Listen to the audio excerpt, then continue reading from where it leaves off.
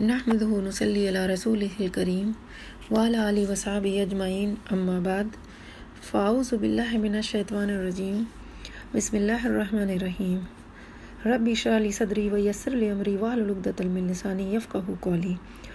محترم ناظرین، معزز بہنوں، السلام علیکم ورحمۃ اللہ وبرکاتہ۔ اللہم انی اسألک من فضلک ورحمتک فإنہ لا یملکها الا انت۔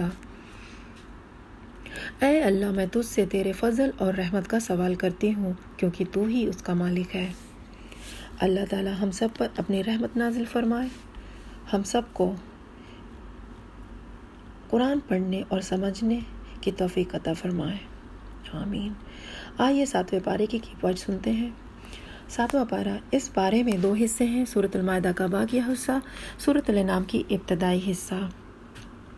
پہلا حصہ سورۃ المائدہ کی باقیہ حصے میں 3 باتیں ہیں: حبشہ کی نصاری کی تعریف، حلال و حرام کی چند مسائل، قیامت اور تذکرہ عیسیٰ علیہ السلام۔ حبشہ کی نصاری کی تعریف۔ قرآن پاک کی تاثیر بیان کی گئی ہے کہ ملک حبشہ کے بعد عیسائی راہبوں کے سامنے جب قرآن پاک کی تلاوت کی جاتی ہے تو اسے سن کر ان کی آنکھیں آنسوؤں سے تر ہو جاتی ہیں اور وہ ایمان قبول کر لیتے ہیں۔ حلال و حرام کی چند مسائل۔ ہر چیز خود سے حلال یا حرام نہ بناؤ۔ لغو قسم پر مواخذہ نہیں، البتہ یمن غمسوس پر کفارہ ہے، یعنی 10 مسکینوں کو 2 وقت کا کھانا کھلانا یا انہیں پہننے کے لیے کپڑے دینا یا ایک غلام آزاد کرنا، اور ان تینوں کے نہ کر سکنے کی صورت میں 3 دن روزے رکھنا۔ شراب، جوا، بت اور پانسا حرام ہے۔ حالت احرام میں حرام آبی کا شکار کر سکتا ہے، خشکی کا نہیں۔ وصیت، جب موت کی کیفیت محسوس کرو۔ قابل وصیت چیزوں میں وصیت اور 2 معتبر گواہ بنا لو۔ 4 قسم کے جانور مشرکین نے حرام کر رکھے تھے: باحرہ، صائبہ، وسیلہ اور حام۔ قیامت اور تذکرہ حضرت عیسیٰ علیہ السلام۔ قیامت کے دن اللہ تعالیٰ تمام رسولوں کو جمع کرے گا اور ان سے پوچھا جائے گا کہ جب تم نے ہمارا پیغام پہنچایا تو تمہیں کیا جواب دیا گیا۔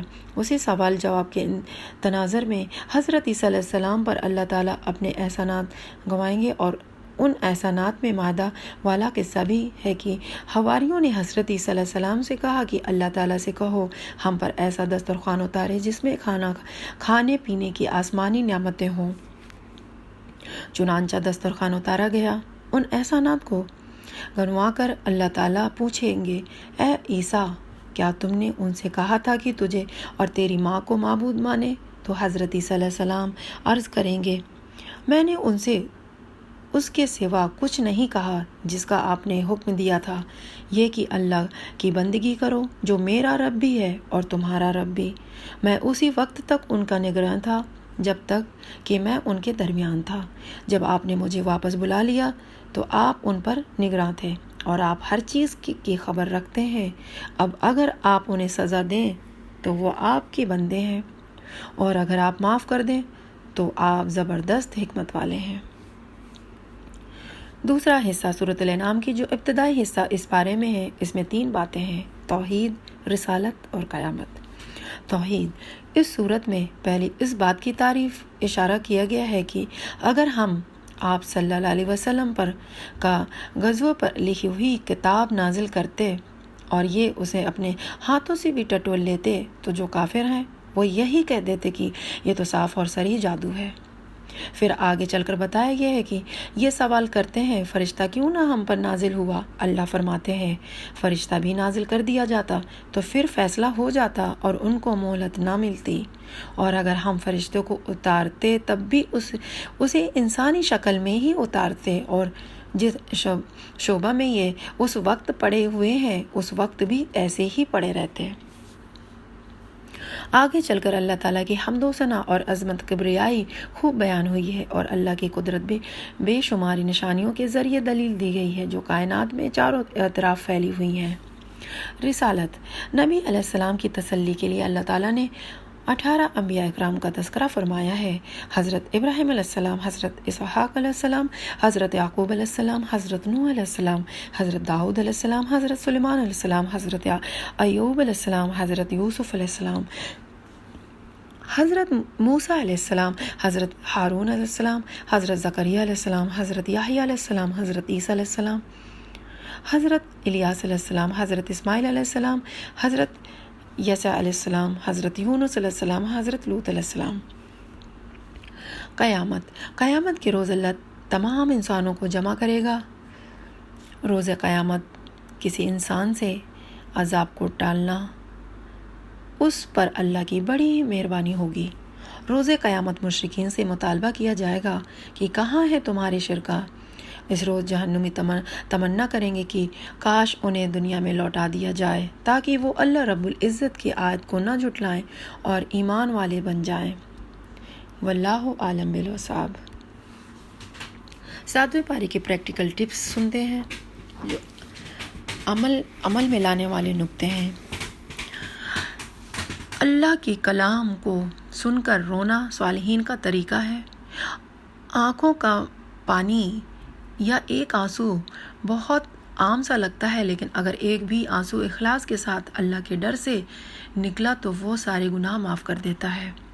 اگر مال کے ساتھ نیکی کرنے کا قابل نہیں ہے تو یا خود سے کچھ نہیں کر سکتے تو اچھی بات کرنا ہی جنت میں لے جانے کا ذریعہ بن سکتی ہے۔ اچھی بات کرنا صدقہ کرنا ہے، یعنی اچھی بات کرنا بھی صدقہ ہے۔ جو شریعت میں چیزیں حلال ہیں انہیں حرام نہ بنائے۔ قسموں کا کفارہ، مسکینوں کو اوسط درجے کا کھانا کھلانا اور کپڑے پہنانا، ایک گردن کو آزاد کرنا یا 3 دن کے روزے مسلسل رکھنا۔ کامیابی کے لیے شراب نشہ چھوڑ دیں۔ شراب خباثت کی جڑ ہے، اس کی 40 دن تک نماز پوری نہیں ہوتی۔ اللہ کا ڈر غلط کام سے روک دیتا ہے۔ پاک اور ناپاک برابر نہیں ہوتے۔ اللہ پاک چیزوں کو پسند کرتا ہے۔ بد کام یعنی برے کام اس دلیل پر نہیں کیے جاتے کہ یہ ہمارے باپ دادا نے کی تھی۔ کسی بھی کرنے کے لیے رسول کی سنت یا صحیح دلیل ہونا ضروری ہے۔ اللہ کو رزاق ماننا اللہ کو بہت خوش کر دیتا ہے۔ حمد ایسی تعریف ہے جو محبت اور تعظیم میں کی جائے اس کے کامل صفات کی وجہ پر۔ گناہ نعمتوں کا زوال ہے۔ سکون بہت بڑی نعمت ہے۔